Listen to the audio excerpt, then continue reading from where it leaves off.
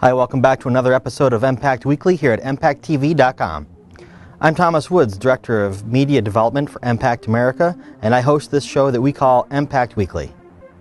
As always, we're looking for your input and your suggestions, so if you've seen a video online that you'd like us to review, let us know. Just send us an email at info@empactamerica.org. So welcome to this episode. This week at EMPact America, we've been talking about how electromagnetic pulse, or EMP, has been presented or misrepresented in pop culture like movies and video games. In the movie Ocean's 11, which is a great movie, if you get a chance to rent it, go ahead.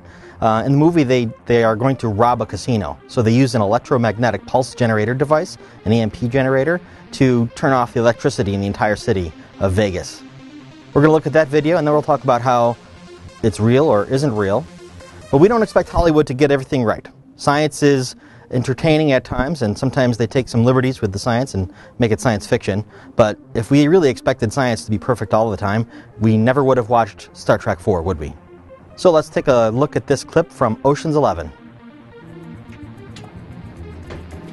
So here we see that Don Cheadle's character, who is like the tech guru for the crew, has stolen an electromagnetic pulse generator device. In the movie they call it a pinch. And so here's some footage that shows how much electricity is being used and showing what's going on at the time. Major characters are in this arena watching a boxing match, and back out in the parking lot you see Don Cheadle's character. He's got the remote control. He's a little concerned about what it might do to him, so he's kind of shielding himself a little bit.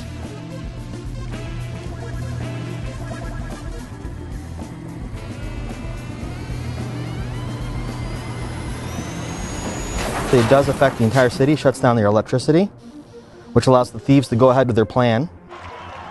Now, even though the science of that video isn't quite right, in the movie you notice that after a few moments the power comes back on. And in a real electromagnetic pulse situation, a lot of the transformers and infrastructure that makes everything work isn't going to just bounce back like that. It's not like hitting the reset button and making everything come back on again. In fact, the damage from an electromagnetic pulse of any large scale that would affect a city like this is going to be permanent to the devices in that area. So in other words, the transformers and most of the components that make the electric grid work are going to have to be physically replaced. They're damaged, they're burnt in some cases, or melted in other cases, and they're not something that are easily available. So in this situation, while it makes for a great movie plot device, it's not exactly what we expect to see in real life in terms of electromagnetic pulses. And speaking of science, one of my favorite channels on TV is the Discovery Channel, because they have a lot of really interesting and informative shows on there, and from what I can tell, it's based in science fact. Here's a short clip from Discovery Channel about what might happen to a car when it's subjected to an electromagnetic pulse. Here's a setup out in the middle of nowhere. It's in the desert so that it's safe for those people around the testing facility.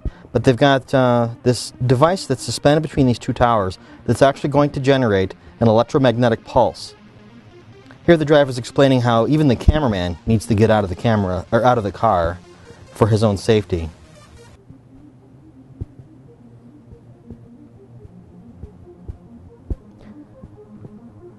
And a car like this is pretty typical on American roads today. It's heavily electronic based. A lot of the controls, the computer that controls it, are based on standard circuitry that's available for every car. And when he drives under it and they trigger it, it just kills the motor, everything in the car turns off, and it's not going to restart. He's going to try and restart it here, but that car is toast. So if an electromagnetic pulse does affect our nation on a continent-wide scale, you're not going to find a lot of vehicles that still run. Older vehicles that don't have any electronic parts may be in better condition for driving after an EMP, but that's a very rare vehicle today.